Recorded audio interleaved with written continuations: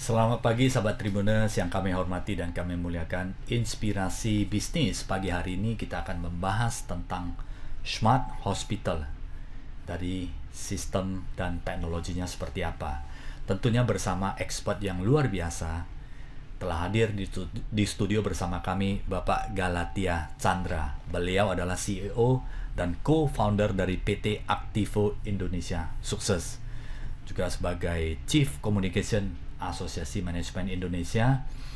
Dan Pak Galatia sudah berpengalaman 35 tahun lebih di healthcare atau di bidang kesehatan, pernah sebagai Global Operation Internasional dari Kalbe Pharma. Selamat pagi Pak Galatia Chandra, apa kabarnya Pak Galatia? Selamat pagi Pak Sianyer dan seluruh pemirsa. Saya baik-baik aja. Semoga semuanya sehat-sehat selalu ya. Baik Pak Galatia Chandra, terima kasih loh waktunya Pak, udah menyediakan waktunya untuk dapat sharing tentang Smart Hospital. Apa itu Smart Hospital, sistem dan teknologi di Tribun Medan dan network, dengan di sela-sela kesibukan Bapak yang luar biasa, ke hampir ke presentasi dan kemudian edukasi dan memberikan pengetahuan tentang Smart Hospital di dalam maupun di luar negeri ya Pak Galatia. Nah Pak Galatia, Ya, kalau kita cerita tentang Smart Hospital, kira-kira apa itu Smart Hospital ya? Mungkin Pak Galatia bisa jelaskan sehingga sahabat Tribuners bisa memahami Smart Hospital ini seperti apa. iya. Terima kasih Pak Sianyer. Jadi memang Indonesia kalau dalam urusan teknologi ya memang kita kelihatannya tertinggal sedikit dibandingkan negara-negara yang lain. Ya. Jadi oleh sebab itu memang kita harus belajar banyak untuk mengejar ketinggalan-ketinggalan kita.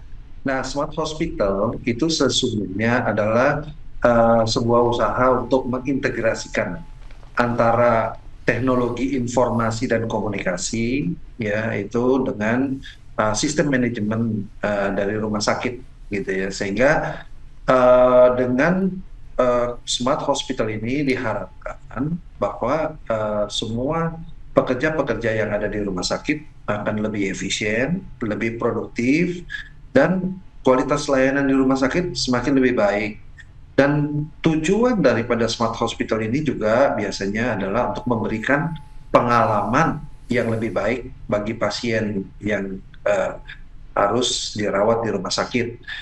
Juga memberikan pengalaman juga yang lebih baik juga untuk dokter, untuk suster, dan staf-staf lainnya yang ada di rumah sakit. Jadi itu kira-kira sekilas mengenai Smart Hospital. Nah, Pak Galatia, kenapa rumah sakit itu perlu smart, Pak? Ya, jadi kata kuncinya sebenarnya kalau kita bicara tentang smart itu adalah bagaimana meningkatkan patient journey atau perjalanan pasien yang lebih baik ya. Karena kita tahu bahwa pasien itu datang ke rumah sakit ya untuk berobat itu dalam keadaan sakit, namanya sakit ya. Nah, makanya hospital itu namanya hospital kalau bahasa Indonesianya kan, kalau hospital itu kan hospitality ya, artinya Pelayanan, keramah keramah tamahan. tamahan Ya. gitu ya. Jadi makanya kenapa memang bagaimana kita bisa men-treat atau merawat pasien yang lebih baik sehingga mereka mempunyai perjalanan atau journey yang mereka harus hadapin ketika mereka sakit itu dengan kondisi yang lebih baik gitu. Pak, tadi Pak Galatia ada cerita tentang apa ya Pak ya, patient journey. Apa itu patient journey, Pak? Ya, jadi patient journey ini sebetulnya uh, merupakan sebuah perjalanan pasien yang terdiri dari dua aspek ya, yang penting ya, yaitu bagaimana pengalaman pasien saat dia merasakan mulai dari gejala penyakitnya, lalu kemudian dia mulai mencari informasi ya bagaimana untuk pengobatan dan dokter mana gitu ya, kemudian mereka akan datang ke rumah sakit atau ke klinik untuk berobat. Terus kemudian bagaimana dia melakukan registrasi, pendaftaran, dan bagaimana prosedur-prosedur diagnostik, segala macam ya, sehingga akhirnya mereka boleh terbebas dari sakit penyakitnya. Nah, ini semua perjalanan ini ada hal-hal yang mungkin kurang menyenangkan, kurang mengenakan buat pasien. Nah, itulah sebabnya makanya Smart Hospital itu harus menjawab ya beberapa pain atau beberapa masalah-masalah yang membuat pasien itu tidak nyaman gitu. Jadi kalau pasien journey itu sebenarnya intinya bagaimana keamanan dan kenyamanan dari pasien itu bisa semakin lebih baik. Itu kira-kira. Pak Galatia, kalau cerita passion journey, kenyamanan dan kemudian dia bisa lebih apa ya cepat, lebih nyaman pada saat dilayani. Itu di dalam processingnya apa yang membuat mereka nyaman, Pak? Apakah delay time-nya, apakah keramah tamahannya, dan sehingga dari Smart Hospital ini yang dikatakan apakah ada sistem dan teknologi untuk mendukung semuanya sehingga uh, waiting time-nya tidak terlalu lama dan yang dia merasa nyaman seperti itu, Pak. Ya, ya. Jadi saya pernah nih suatu ketika juga ini sempat saya sampaikan juga pada waktu saya sedang memberikan lecture di Vietnam nih. Ya, jadi banyak sekali kasus yang sebenarnya sederhana. Misalnya, pasien datang ke rumah sakit untuk berobat, gitu ya. Dia harus melakukan registrasi. Waktu mulai registrasi, karena masih manual, biasanya si nurse-nya itu bilang, ayo sini coba ditulis namanya, gitu. Nah, ditulislah nama pasiennya siapa, umur berapa, gitu kan ya, di dalam antrian, gitu. Ternyata misalnya tulisannya mohon maaf mungkin jelek gitu ya, jadi nggak kebaca nih. Nah itu kalau misalnya katakanlah kita tulisannya seperti begitu, itu mengakibatkan nantinya si suster waktu memanggil biasanya namanya kan salah. Nah si pasien yang nggak ngerti bahwa itu nama dia ya, jadi dia diam aja, akhirnya dilewat. Nah setelah begitu, si pasien merasa kok saya nggak dipanggil-panggil. Dia cek, wah udah lewat, kok saya nggak dipanggil. Jadinya terjadi perselisihan. Nah hal-hal yang kayak begini adalah situasi-situasi yang tidak enak. Kalau misalnya kita coba digitalisasi, misalnya, sehingga waktu pasien itu diregistrasi, sebelum datang ke rumah sakit, bahkan dia udah mungkin bisa dari mobile phone, dia udah bisa registrasi dulu, misalnya. Kemudian nanti pada waktu udah di sana, dia udah tahu ini antriannya sekarang nomor berapa. Saya punya antrian nomor berapa. Jadi nggak harus nunggu katakanlah bahkan di ruang tunggu yang sesak-sesak begitu ya. Karena sekarang itu kan orang mau ke rumah sakit itu udah takut gitu ya. Karena sekarang ini kan zaman pandemi apa. Jadi kalau bisa nunggunya nggak usah di rumah sakit deh.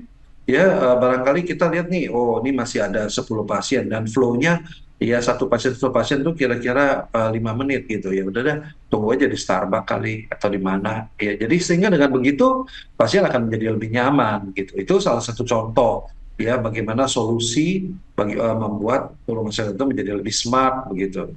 Nah, ada lagi yang lain yaitu misalnya saya mempunyai produk nih ya salah satu produk kita namanya Spira.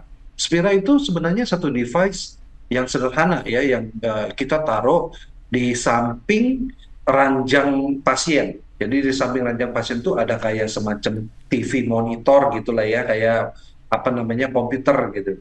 Nah itu dari device itu dia bisa katakanlah melihat informasi mengenai penyakitnya, kemudian fasilitas-fasilitasnya rumah sakit yang ada ya jadi akan lebih memudahkan.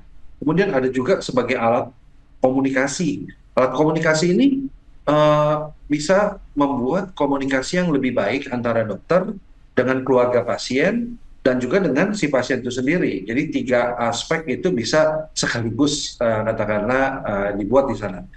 Ada lagi mungkin untuk modul dari Spira yang produk yang saya kembangkan itu juga bisa untuk digunakan untuk mengatur smart devices. Misalnya mau turunin gordin atau naikin gordin atau singkap tirai yang ada di dekat mengelilingi ranjang pasien atau mau dim lampunya, matikan lampunya atau AC-nya kedinginan mau dikecilin, semua bisa diatur dari device itu.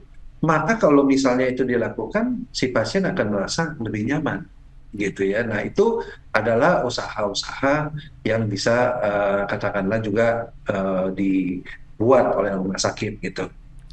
Jadi Pak Galatia, Smart Hospital ini adalah penggabungan antara sistem dengan teknologi yang digunakan ya Pak ya. Dengan bantuan teknologi Betul. sehingga mempermudah dan mempercepat processing sehingga pasien yang berada di rumah sakit itu bukan terasa sakit tapi bagaimana enjoying mereka punya pengalaman sehingga mempercepat atau bisa lebih nyaman dan tingkat kesembuhannya bisa lebih tinggi Pak. Lebih nyaman kan Pak? Betul. Baik. Ya. Ya, jadi kalau kita lihat, memang teknologi-teknologi yang ada sekarang ini itu banyak sekali, ya, terutama misalnya pengembangan dari Internet of Things. Dulu saya juga nggak pernah terpikir kalau misalnya katakanlah hal yang sederhana seperti infus ya. Infus itu sekarang itu ada namanya weight sensor. Jadi dia bisa menjadi satu device yang digantung di atas dari infusnya.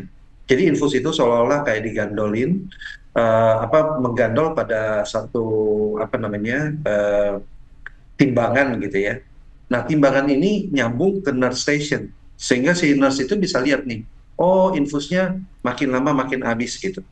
Nah, kalau sampai habis, ya si susternya tinggal datang ke sana ganti. Atau katakanlah secara sistem itu bisa langsung alert si susternya bahwa yang di sini bed ini infusnya udah habis. Jadi nggak perlu lagi sampai pasien-pasien itu tekan-tekan tombol untuk manggil suster hanya untuk ganti infus gitu. Nah ini banyak sekali terjadi dan bahkan banyak juga pasien-pasien yang nggak sadar karena dia tidur, dia nggak sadar infusnya habis. Bahkan darahnya sampai sudah balik ke arah selang infusnya karena infusnya udah habis kayak begitu ya. Nah, akibatnya nanti jadinya bengkak gitu. Nah, ini banyak sekali terjadi yang memang sebetulnya tidak perlu terjadi kalau kita menggunakan atau mengadopsi teknologi. Dan teknologi ini juga bisa kita jadikan sistem gitu. Nah, tadi kalau kita bicara soal sistem, sebenarnya banyak lagi hal yang bisa kita ceritakan tentang sistem. Ya, karena kalau kita cerita tentang sistem, sistem itu sebenarnya apa? Sistem itu sebenarnya adalah proses kan, proses kerja gitu. Nah, kalau kita sudah menggunakan sistem, artinya kita sudah mengotomasi beberapa proses kerja. Salah satunya adalah untuk alertness, supaya kita alert. Sekarang ini ada satu, sebagai contoh ya, ada satu devices tuh yang namanya sensor jatuh gitu. Itu bisa ditaruh di kamar mandi gitu. Nah, di kamar mandi itu teknologinya pakai teknologi radar. Sehingga kalau misalnya pasiennya itu misalnya di kamar mandi dia jatuh gitu ya. Otomatis si susternya langsung tap, dia langsung dapat alert bahwa ada pasien jatuh di kamar mandi ini gitu. Langsung dia bisa tahu gitu. Dan Nah, itu kan bagaimana cara kerjanya, Pak? cara kerjanya itu jadi si apa namanya device itu dia tuh menggunakan radar, dia melihat area dan keberadaan manusia.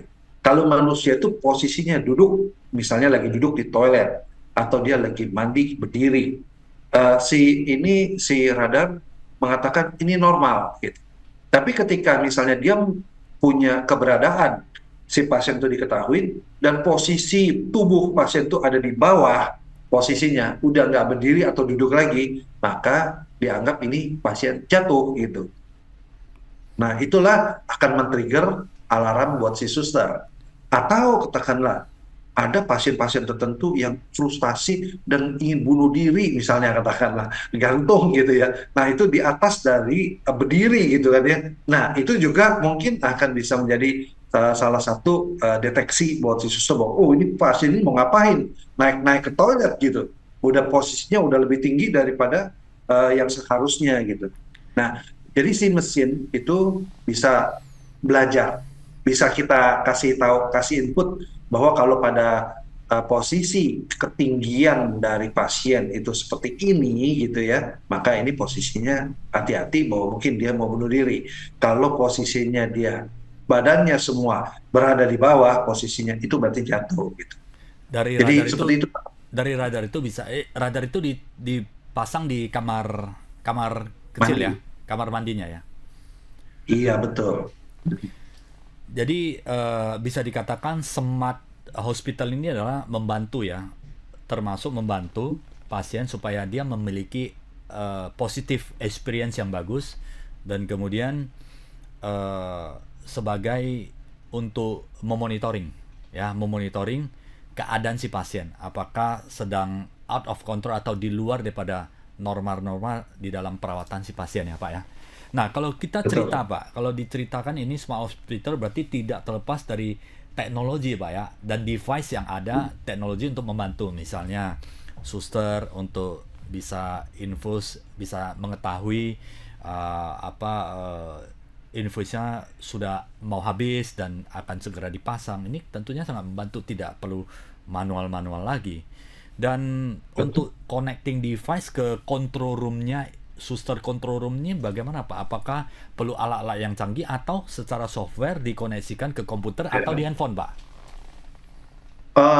Kalau dia sudah berada di internet, artinya dia bisa berada di nurse station, ya, di kontrolnya itu bisa ke nurse station, bisa juga mobile gitu, Tinggal ya. melihat Jadi dashboard aja Pak ya? sebenarnya, iya, dashboardnya bisa dilihat dari mana aja sebetulnya, Iya. gitu. Sebenarnya sangat membantu, Hmm. dan ini juga dapat dapat direkam ya Pak ya, sehingga yang terjadi Oh secara iya, live, sekian lama itu terdetek apakah sudah alarm sehingga tidak ada respon. Kalau sudah ada respon maka akan dibalas, responnya sudah dipasang dan sebagainya, sebagai arah untuk mengawasi dan untuk report sekalian ya Pak ya. sekalian, benar sekali. Ya, wah, pasiennya kelihatannya cukup advance pengetahuannya tentang. Jadi memang kalau kita cerita tentang sistem, maka ada hal-hal di back end yang bisa kita katakanlah monitor gitu ya. Iya. Jadi kan kita mau tahu seberapa sebetulnya tanggapnya si suster ketika misalnya katakanlah dipanggil, seberapa tanggapnya dia untuk respon itu gitu ya. Itu semua nanti bisa kita katakanlah bikin dashboardnya gitu.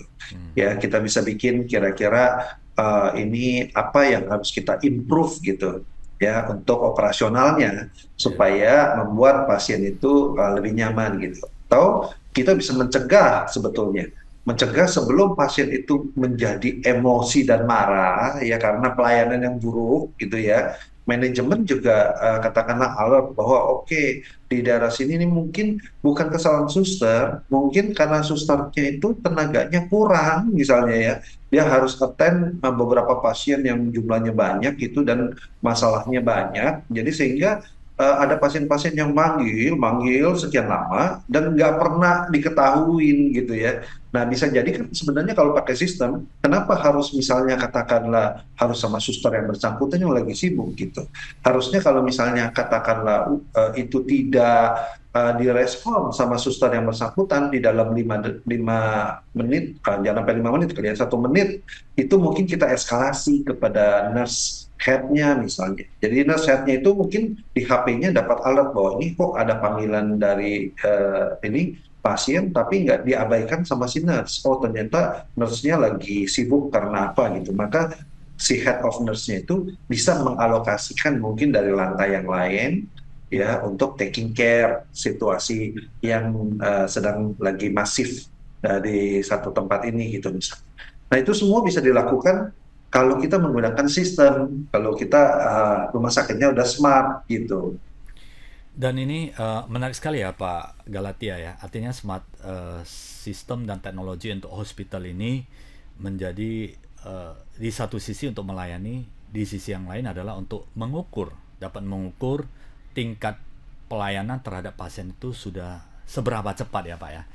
Seberapa cepat, Betul. seberapa akurat, dan kemudian kalau pencatatan kan bisa bisa mungkin ada yang apa ya, tetapi kalau sistem kan selalu real time untuk monitoring dan recordnya ya Pak ya.